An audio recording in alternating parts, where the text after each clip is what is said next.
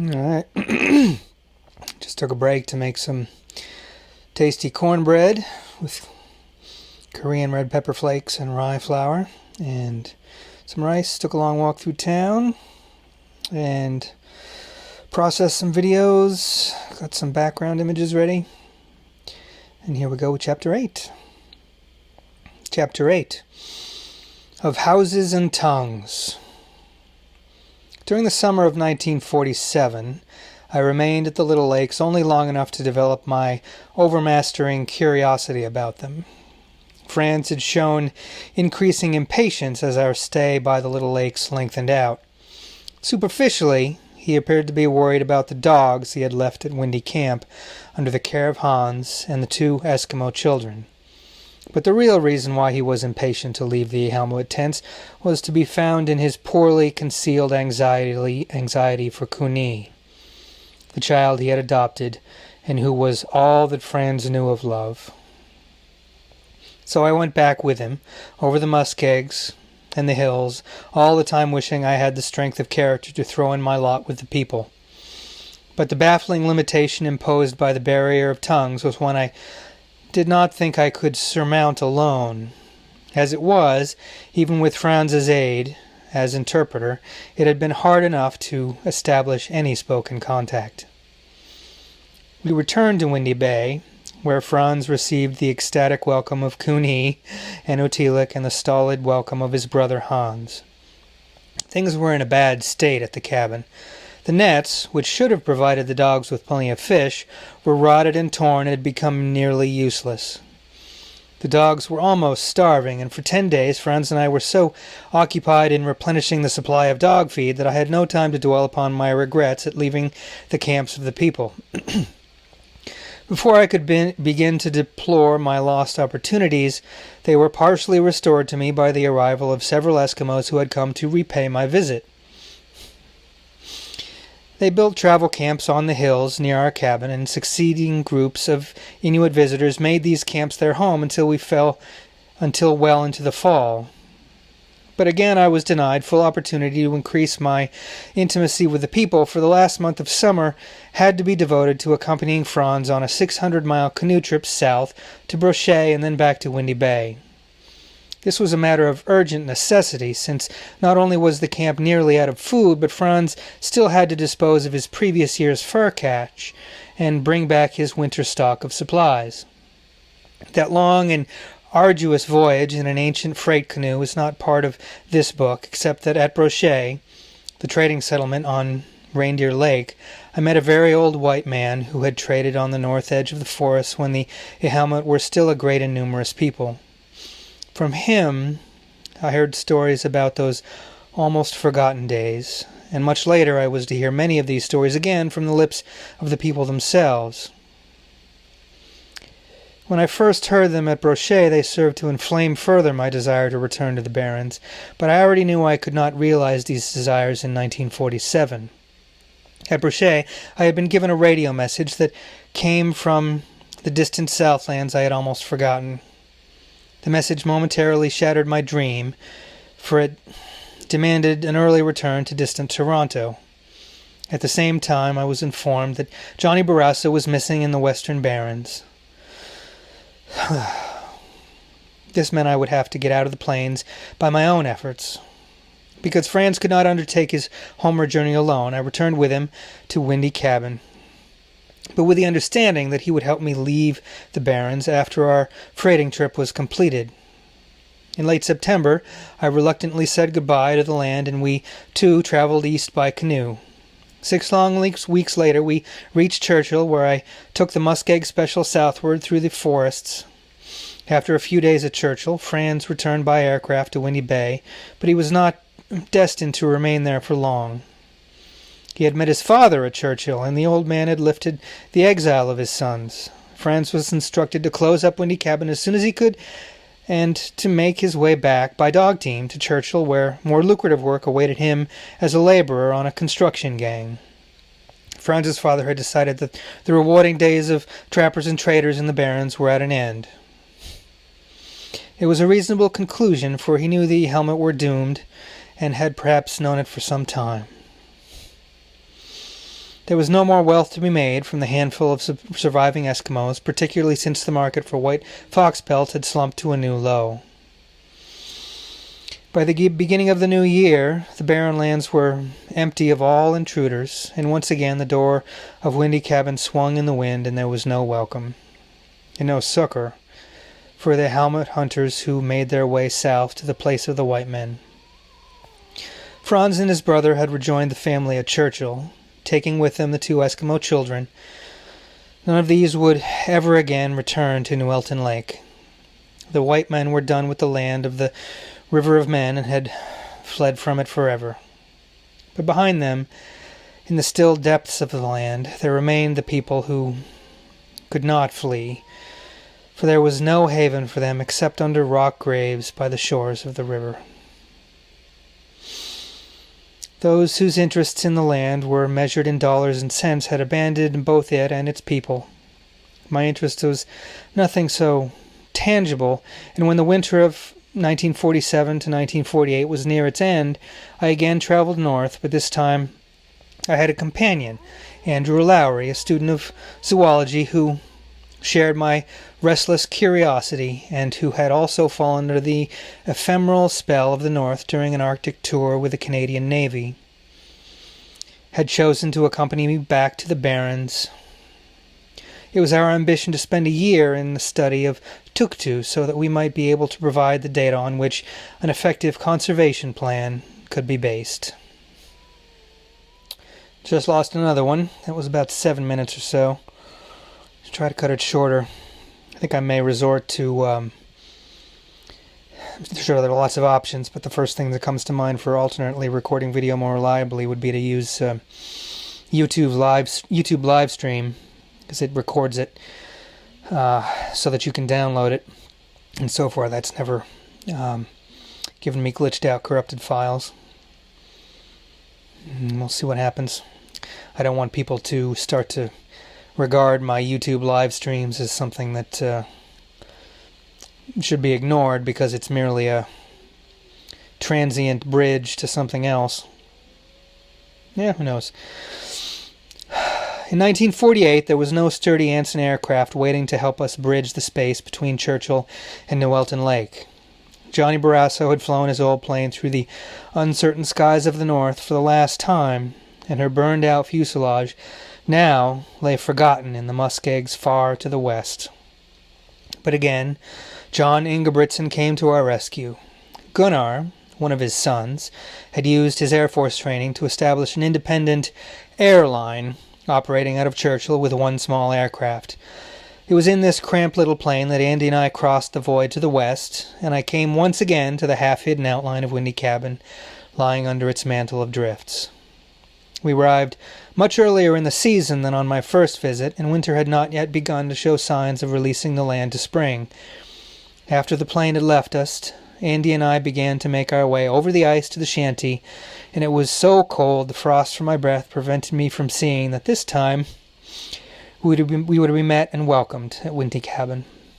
Andy caught my arm suddenly and pointed to the snow-shrouded shore, and I saw the dark shape of a man running swiftly toward us.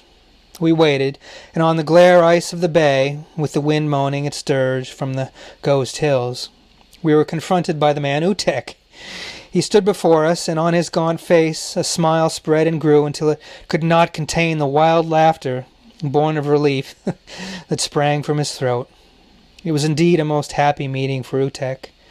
When the three of us had reached the cabin and burrowed through the drifts to its dubious shelter, Utek explained with signs and gestures that he had come from the little hills in the forlorn belief that white men might have returned to Windy Bay. Starvation had driven him to this place, though he knew it was deserted and had been so for much of the winter. A hope, kept alive by old memories, brought him south, and it did not die even when he saw the unmarked snow in front of the cabin. Stubbornly he stayed on for 2 days without food, and with only the blind hope that help might come from the skies to sustain him. On the third day, he had begun his dark journey homeward when he heard the miraculous roar of Konetaiv, Konetaiv, all in italics. the wings of the white men. Utek remained with us only long enough for a meal and to receive some ammunition for his rifle. The forerunners of the deer herds were already in the plains, and so now, with shells for his gun, the spring famine was at an end for Utek. Yet had we not come, or had we come a month later, the evil spring when Cooney and Anutilak were orphaned would have been repeated. It appeared that the recognition so tardily extended to the Ihalmuit by the government had been only temporary, and had been withdrawn again. During the next month, Andy and I spent most of our time near Windy Bay, studying the returning herds of the deer. We were not lonely, since only 4 days after Utek left us, he returned, accompanied by all the men of the Ihalmuit. Those were cheerful and pleasant days, for the Inuit were as delighted to welcome us as if we had been benevolent gods. Utek and his fellows could not do enough to show their joy at our arrival. When there was wood or water to get, the Ihalmuit jumped at the opportunity to serve us. They made special hunting trips over the hills to find for us the few rare deer that were fat and to bring us these deer tongues. At night they crowded into the cabin and stayed with us until we were so exhausted we had to politely to pack them off to bed. Hikwa and Aulik had arrived with white fox pelts, and these they gave us as tokens of friendship, accepting our return gifts with deep gratitude. Unfortunately, all this popularity had its drawbacks. Andy and I were not traders, and we had brought with us only sufficient supplies for our own needs. By the time we had also met the urgent needs of the Ihalmuit, we were running short of many of the things, including the most precious item of all, ammunition for our 30-30 rifles. We had to become parsimonious with our gifts, and this seemed inexplicable to the Ihalmuit, who were willing and anxious to give us anything and everything they possessed. They believed, not without reason, that white men could call on unlimited sources of supply.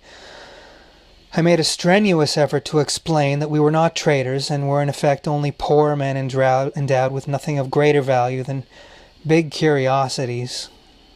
But it did not go over. That one worked. A little shorter. Take your little blessings where you can. Like an Eskimo in the Arctic. The barrier of language, which had bothered me the preceding year, now seemed even more formidable and frustrating, for it was impossible to convey our explanations in sign language alone. I missed Franz, though his interpreting had always been sketchy, and he had never been very willing to act as my tongue with the people. Yet without him I found myself in a growing web of confusion, and it was clear that as things stood I could never hope to delve into the memories and minds of the Ihalmuit. Unless I could learn the Ihalmuit tongue, I would leave the Barrens in as great ignorance of its people as when I came. But I had been led to believe by old northern hands that learning an Eskimo language entailed many years of hard labor, and I was loath to begin a task that could not come to anything in time to be of service to me. So for a month, Andy and I blundered about like deaf men whose eyes could not tell us the things our ears needed to know. Then one day, in complete exasperation at some impasse that had arisen between Utek and myself, I took the bull by the horns and made it clear to the man that I was damn well going to learn the language of his people. I don't quite know what I expected his reaction to be, disinterest perhaps, or reluctance, or even worse, the attitude of one who is presented with an infantile demand and who treats it carelessly and without thought. But I got none of these responses from the Ihalmuit. The unadorned fact that I, a white man and a stranger, should voluntarily wish to step across the barriers of blood that lay between us and ask the people to teach me their tongue instead of expecting them to learn mine, this was the key to their hearts. When they saw that I was anxious to exert myself in trying to understand their way of life, their response was instant, enthusiastic, and almost overwhelming. Both Utek and Ahoto, who was called in to assist the task, abruptly ceased to treat me with the usual deference they extend to white strangers. They devoted themselves to the problem I had set them with the strength of fanatics. To begin with, Utek taught me the meaning of the word Ihalmuit. When I had mastered its meaning by the aid of devious drawings executed in sand, Utek took Ahoto in one place, then placed me a few feet away to the south. Now he pointed to Ahoto and repeated Ihalmuit over and over again, with a remarkable excess of emotion in his voice as he spoke. At last he came over, took me by the arm, and led me to the side of Ahoto. Both men now beamed at me with anxious expressions of people who hoped their acts had been understood. And fortunately I did not disappoint him. I understood. I was no longer a stranger. I was now a man of the Ihalmuit, the people who dwell under the slopes of the little hills. It was an initiation so informal, so lacking in the dramatic gestures, that for a while its deep significance was not clear to me.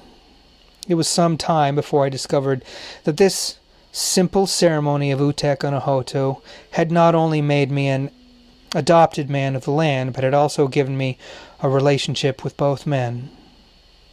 I became their song cousin, a difficult relationship to define, but that is only extended on the most complete and comprehensive basis of friendship. If I wished, I might have shared all things that Utek and Ahoto possessed, even to their wives, though this honor was not thrust upon me. As a song cousin, I was a counterpart to each man who had adopted me. I was a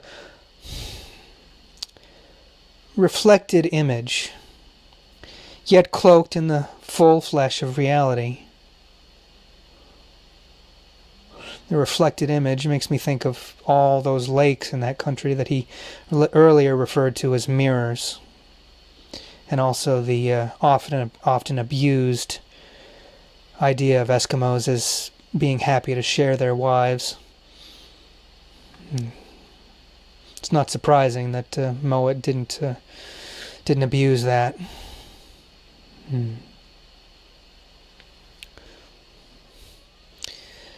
That one worked too. Kept it to a little over 5 minutes.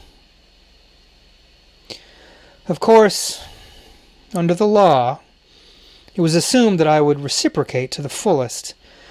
And had I been born in Ihalmuit, I would have given that reciprocity without any thought. Yet as a white man, I unconsciously refused it to both Ahoto and Utek times without number.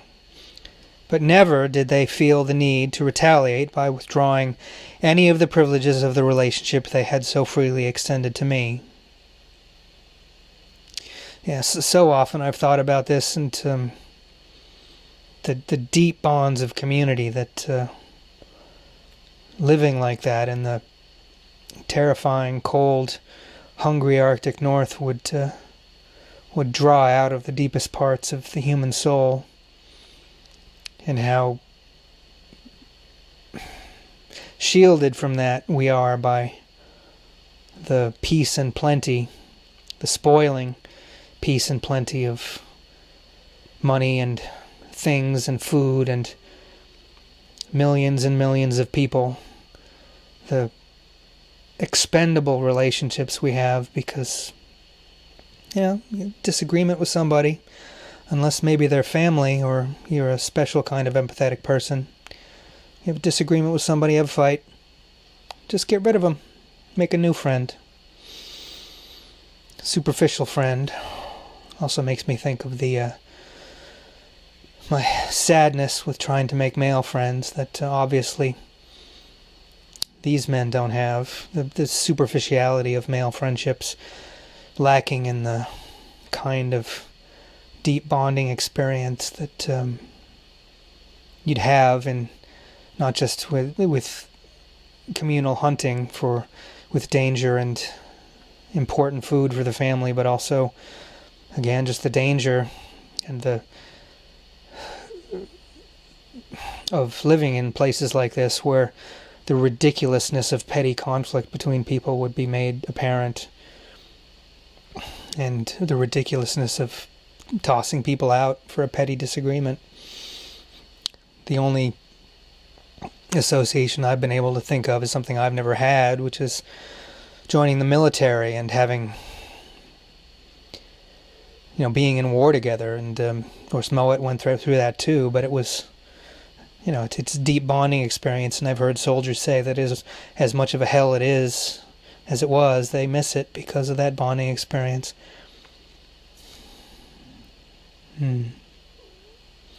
Anyway, as a man of the people, it now became a matter of urgent need that I should learn the language. Utek and Ahoto put their heads together, and for the space of 2 days they discussed the problem from all angles. At last I grew impatient and seized the initiative by asking the names of objects about me and by acting out verbs. This, though I did not know it, was what they had planned, though they preferred to let me believe I was setting the pace. One or two other, and usually both, of my two mentors would attend my efforts with such serious concentration that sometimes we all tried too hard and finished up the pursuit of a simple word by becoming so completely confused that nothing short of an outburst of laughter could destroy the impasse. Nevertheless, I learned quickly, so quickly that I thought the tales I had heard of the difficulties of the Eskimo language were, like so many popular misconceptions about the Inuit, absolute nonsense.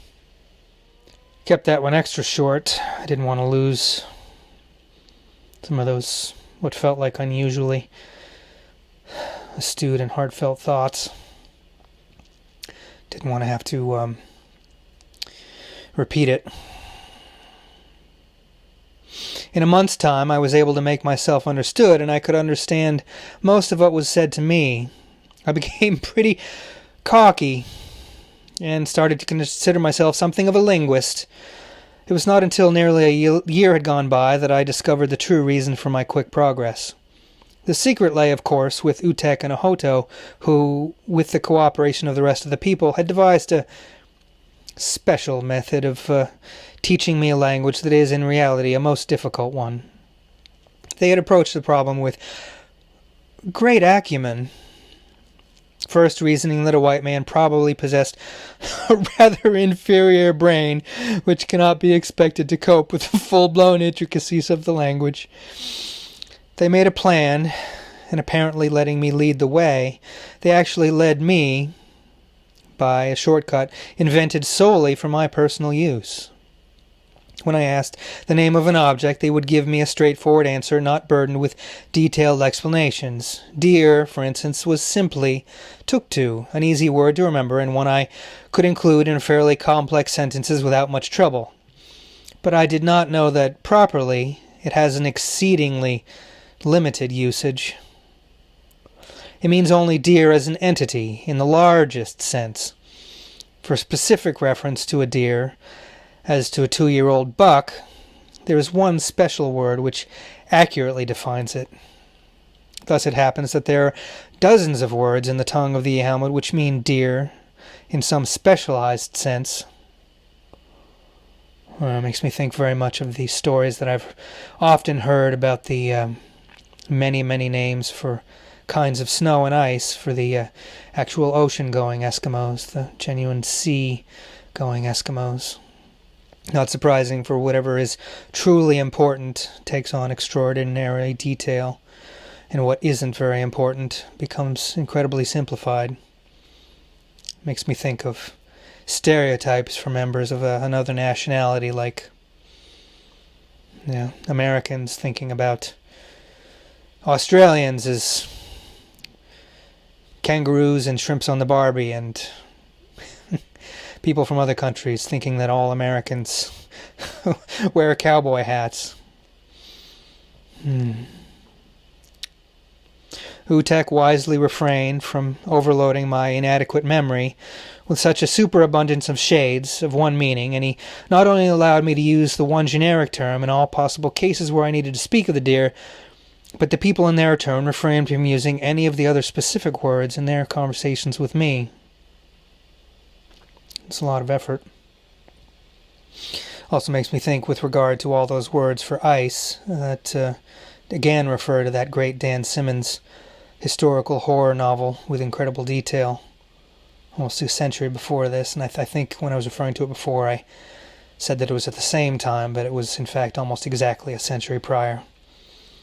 Late 1840s instead of the late 1940s, where Dan Simmons is an incredible research buff, and he takes great pains to detail the many, many kinds of ice that the British explorers experience and endure in their trapped exposure and then their desperate failed escape southward from the attempt at the Northern Passage. It was the same with most nouns. The people taught me a root word, shorn of the multitudinous suffixes and prefixes which give their language a flexibility and a delicate shading of meaning that is probably unsurpassed by any tongue spoken today. In effect, they developed a specialized basic Eskimo entirely from our use, and they themselves learned to use it, not only when talking to me, but when talking to each other within my hearing.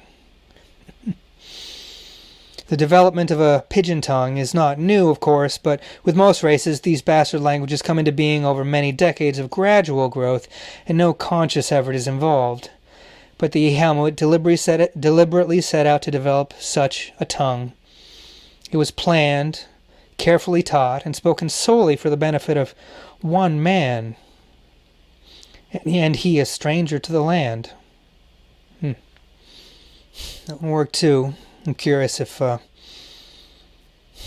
what experience it's like for the reader to have the it's called a cross dissolve when I use iMovie, that sort of fade black and fade from black.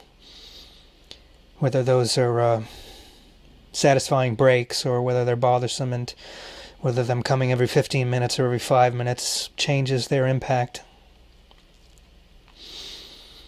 So I learned an Inuit vocabulary, and I was tirelessly drilled by Hoto and Utek until I mastered all the subtle sounds of their words. I found I was able to speak about quite abstract subjects, and incidentally give the lie to those who say that these natives are unable to think or express themselves in abstract terms. I was pretty proud of my prowess until the truth came out. A year after I became an Ihalmuit, I had an opportunity to talk with a coastal Eskimo near Churchill. Nonchalantly and with perfect confidence, I addressed a long-winded remark to him for the primary purpose of impressing some white friends who were present. And the blank stupefaction that swirled over the Eskimo's face was reflected in mine as it dawned on me that he hadn't the faintest idea of what I was saying. It was not just that these words were strange. Many of the Ihalmuit words are not known at the coast, but simply that the construction and idiom I used with such perfect assurance were mere gibberish to him. It was a sad disillusionment, but it shed a revealing light on the character of the Ihalmuit. I wonder what other men in this world would have gone to the trouble of devising what amounted to a new language simply for the convenience of a stranger who happened to be in their midst. I know of none. Surely the fact that they were a dying people who were losing their story and their sense of meaning and place in the world, the sense of gratitude must be again amplified in such a way that it's almost unimaginable. Usually you have to work hard at gratitude, but I imagine there are some ways of living where life makes gratitude almost easy to learn when you're not spoiled. I was meaning to mention before about, and part of the reason I moved to Sirius in Massachusetts was excited about the idea of community, partly from this book, which I haven't read since before I moved there. And there's people trying to live like that, but as often happens with people trying to who've grown up in normal American community and civilized, spoiled plenty community, trying clumsily to create it themselves, when lots of them are people who would try that are a little bit of lost souls and not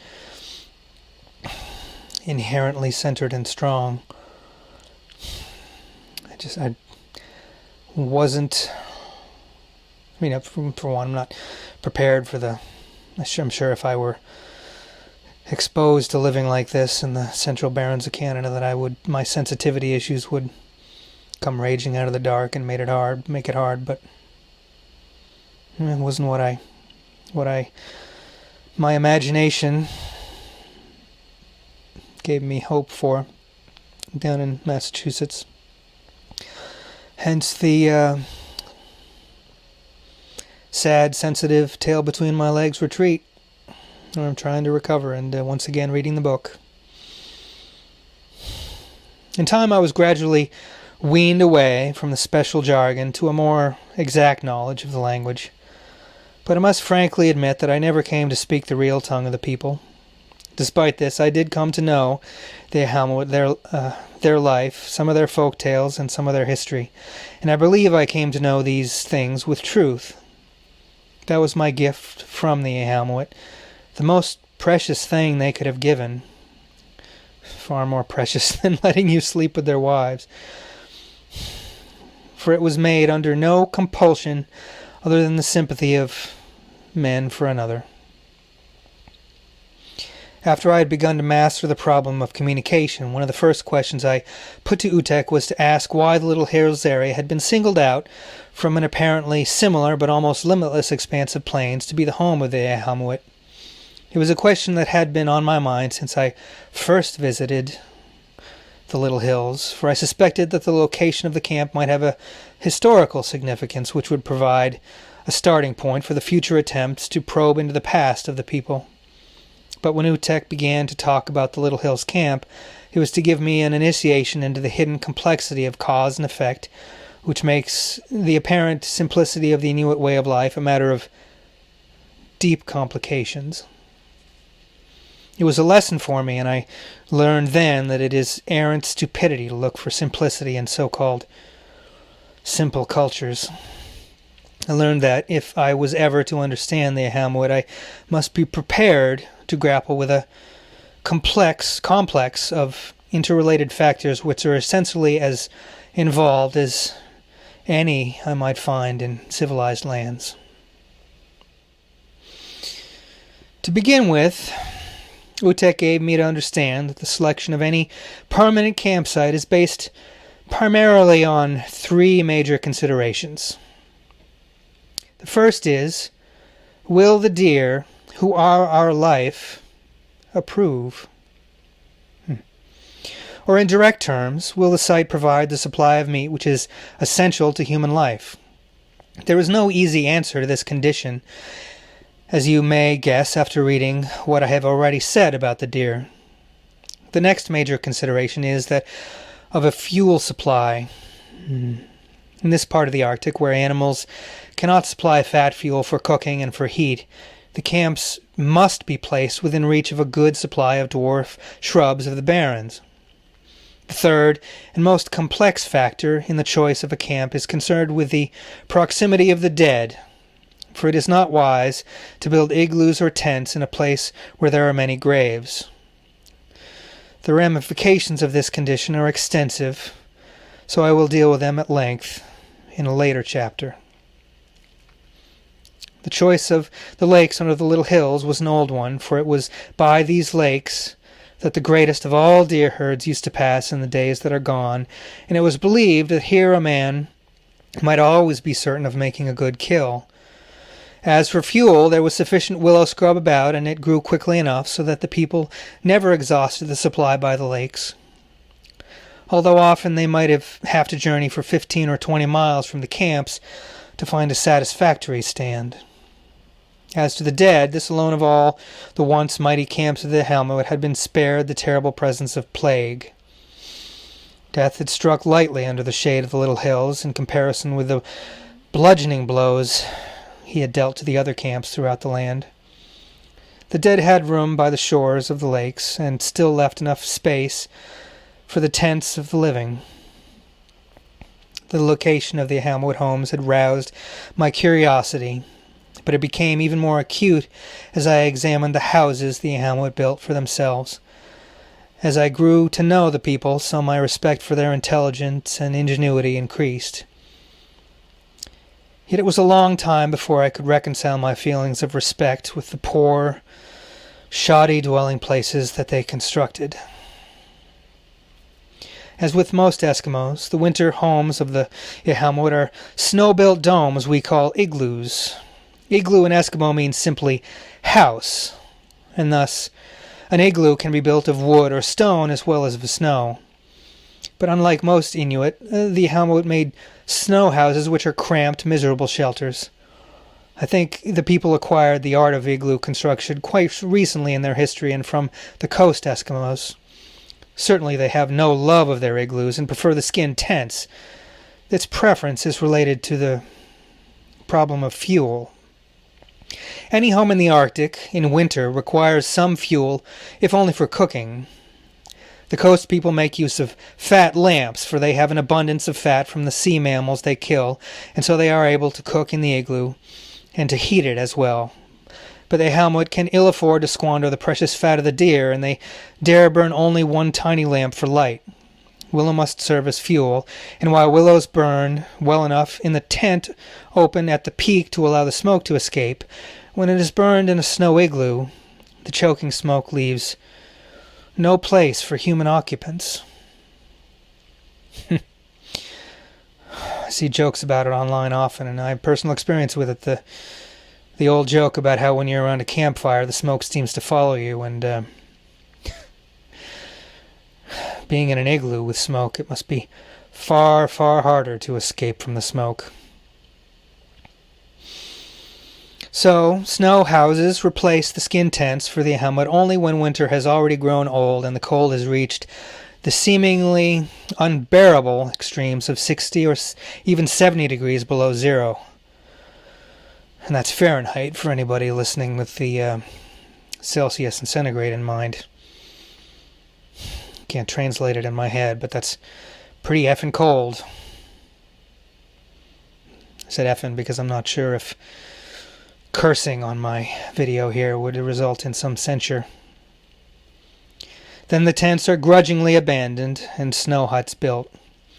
From that time until spring, no fires may burn inside the homes of the people, and such cooking as is attempted must be done outside in the face of the blizzards and gales and 60 or 70 degree below Fahrenheit cold. Oh my God, that must be awful.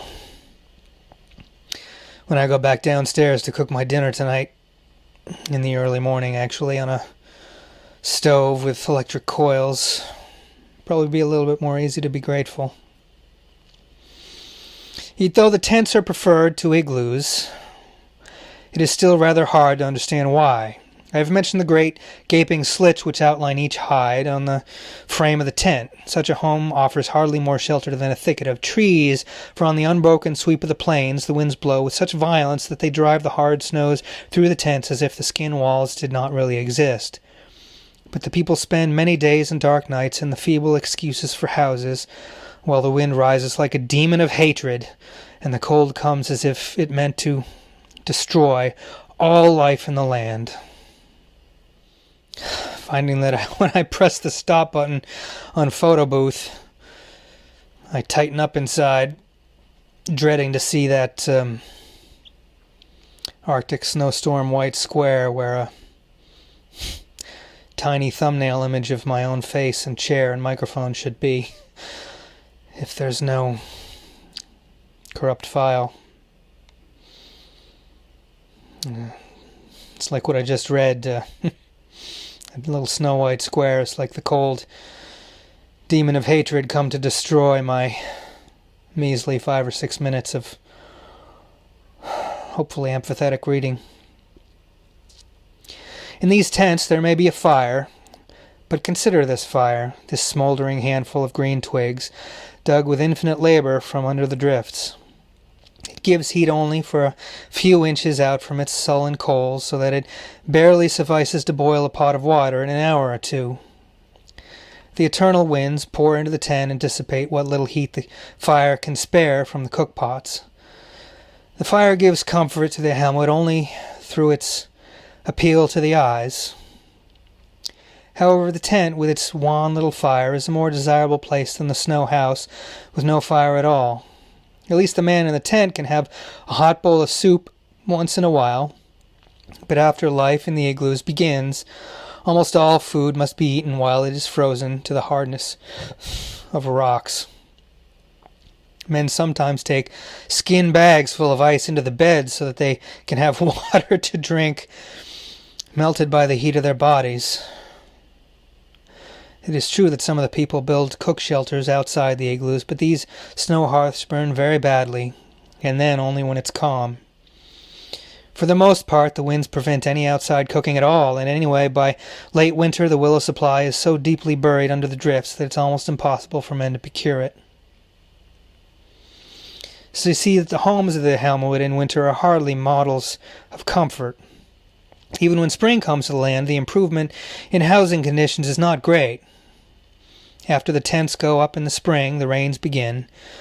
During daylight it rains with gray fury, and the tents soak up the chill water until the hides hang slackly on their poles, while rivulets pour through the tent to drench everything inside. At night, very likely there will be frost, and by dawn everything not under the robes with the sleepers will be frozen stiff.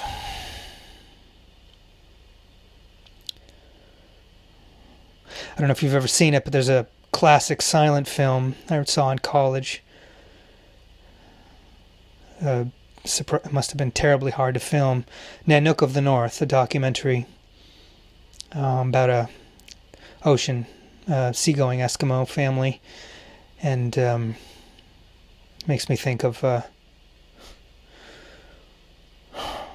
man and his wife in their igloo in this with a documentarian. It was documenting how every morning before the man would go out to hunt, the woman would get up and spend hours chewing with her mouth on his frozen hide boots so that they were flexible enough for him to put on so he could go out and hunt food for the family. Still remember Frank Manchell, my film professor, who I didn't really care for much, part of the reason I didn't minor in film, saying that his wife would never do that for him. I can't imagine any wife in this culture doing that, and I certainly wouldn't want her to. No wonder, as in the earlier chapter, the men are so devoted to their wives and so incredibly generous.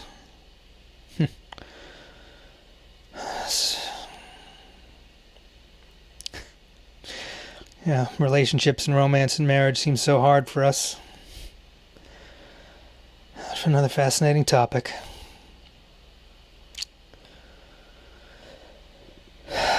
With the end of the spring rains, the hot sun dries and shrinks the hides until they are drum-taut, but the ordeal is not yet over. Out of the steaming muskeg come the hordes of blood-sucking and flesh-eating flies, and these find that the Ihalmuit tents offer no barrier to their invasion. The tents belong equally to the people and to the flies, until midsummer brings an end to the plague, and the hordes vanish. Finding what was the name of the old man who didn't leave the tent to pee after all the tea drinking? In that chapter where I was laughing so hard. After yerba mate and chocolate drinking, which is helping with my reading here, I've got to pee, but I don't want to get up and disturb the reading. And I don't want to distort the video between the crossfades, the cross dissolves. But don't have any loving wife here to take out pots of my urine. My high opinion of the people was often clouded when I looked at their homes. I sometimes wondered if the Ihalmuit were as clever and as resourceful as I thought them to be. I had been too long conditioned to think of home as 4 walls and a roof, and so the obvious solution of the Ihalmuit housing problem escaped me for nearly a year. It took me that long to realize that the people not only have good homes, but that they have devised the one perfect house. The tent and the igloo are really only auxiliary shelters. The real home of the Ihalmuit is much like that of the turtle, for it is what he carries around on his back. In truth, it is the only house that can enable men to survive on the merciless plains of the Barrens. It has central heating from the fat furnace of the body. Its walls are insulated to a degree of perfection that we white men have not been able to surpass or even emulate.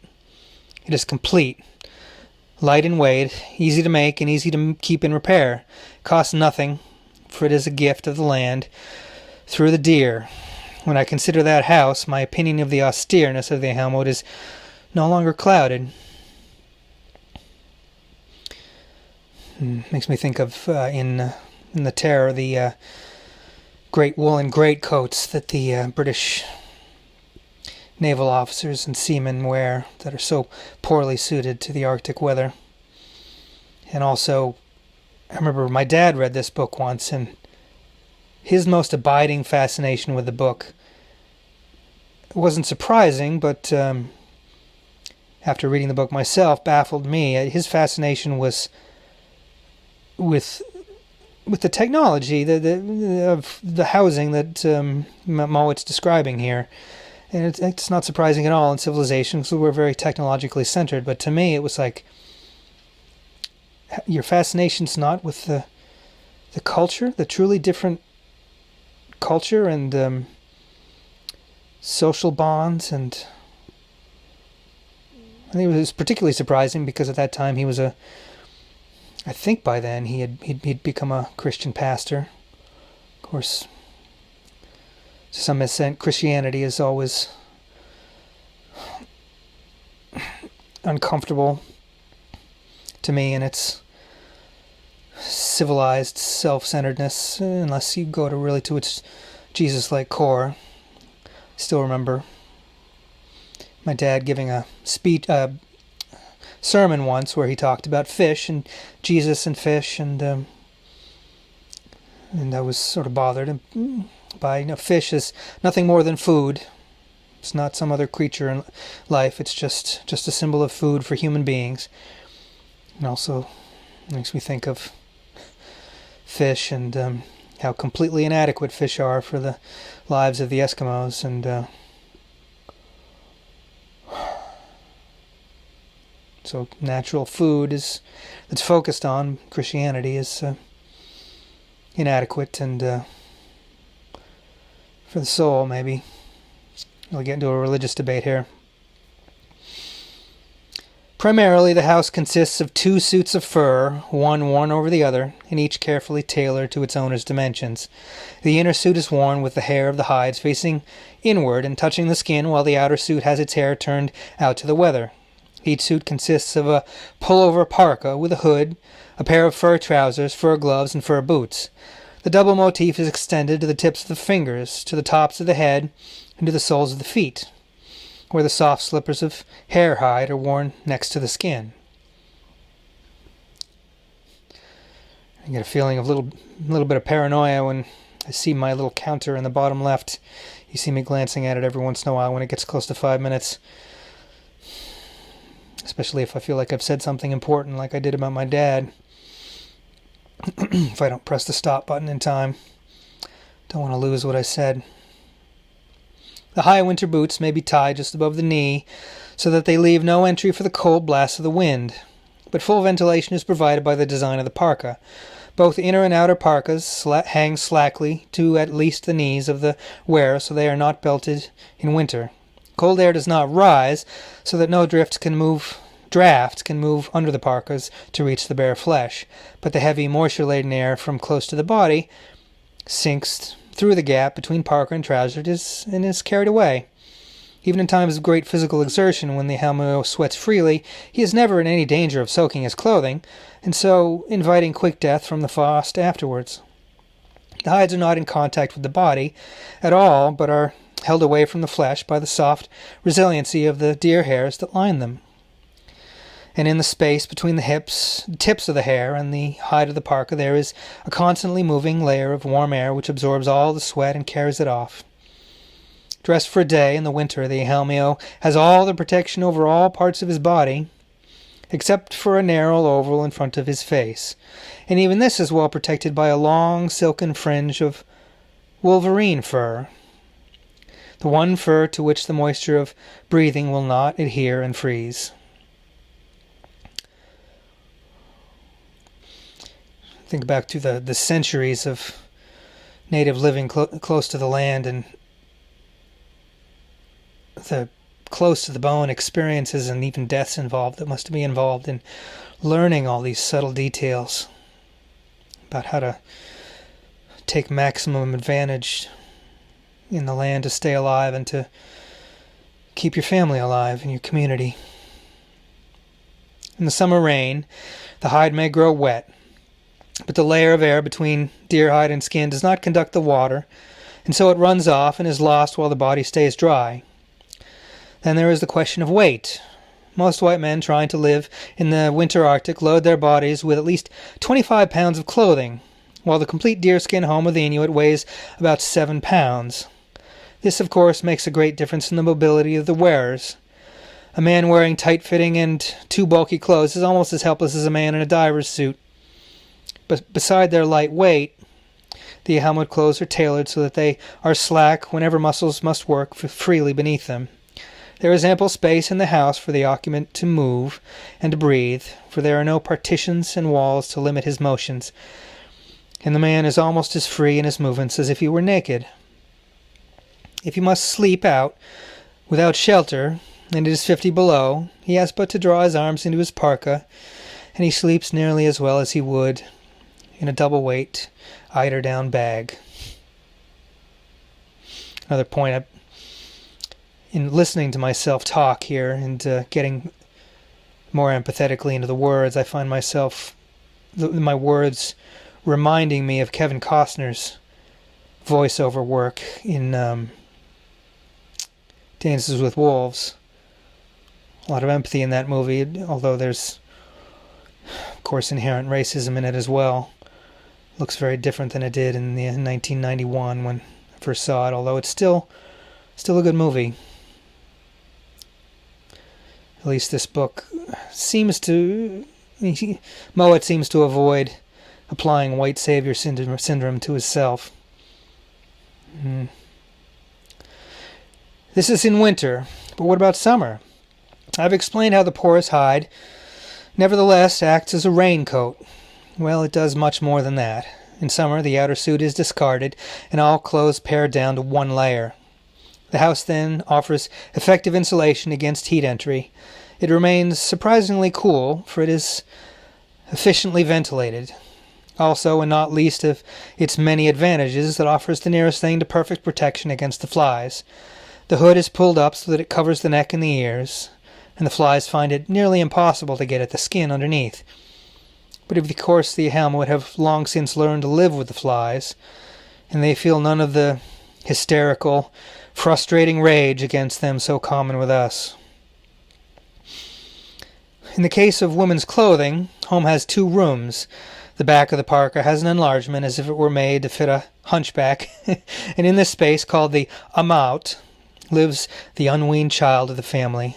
A bundle of remarkably absorbent sphagnum moss goes under his backside, and the child sits stark naked in unrestricted delight, where he can look out in the world and very early in life become familiar with the sights and the moods of his land. He needs no clothing of his own, and as for the moss, in that land there is an unlimited supply of soft sphagnum, and it can be replaced in an instant. Got to refer here to the amazing wisdom and the continuum concept by Gene Liedloff, which I've referred to before about the another Daniel Quinn recommended reading book. As wonderful counterpoint, given the climate, given that it's about a tribe in the Amazon, right near the tropics, and this is in the Arctic. But so many similarities in the